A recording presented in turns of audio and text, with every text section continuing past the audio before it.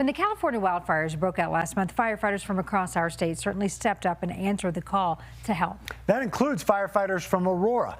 The fires first broke out on January 7th, burning more than 30,000 acres and destroying more than 15,000 homes and businesses.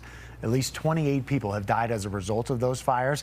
As we know all too well here in Colorado, these type of fast-moving fires, well, they can happen here. Michael Abeyta is your reporter in Aurora and reconnected with a fire captain who went to California and is now back home in Colorado.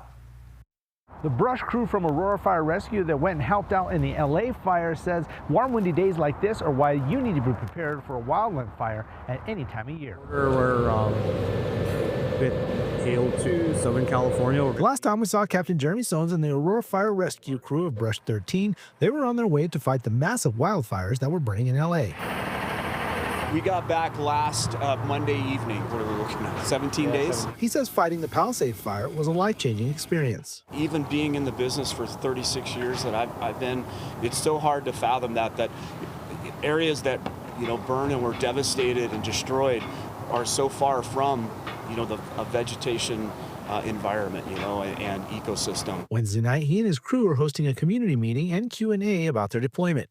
He says the purpose is to try to get people to understand that this could happen here. Every day can be fire season if we don't have any moisture. And to help them prepare in case the unthinkable happens. They need to know how to, have an evac plan and know and have a alerting system either on their phone or opt into like a code red system we have here. One thing they can do really easily is taking vegetation out of their roof gutters in the valleys of their roof. The roof is a large area, large horizontal surface area that those things accumulate, and it's really the embers from these types of fires that are received from these things and then initiate those ignitions. He says the crew worked hard and learned a lot of useful knowledge he hopes he never has to use here at home. We're committed as a fire department and as a city to be, to better prepare for these types of incidents. That community meeting will be held at the Aurora Municipal Center from 6 p.m. to 7 p.m. Wednesday night.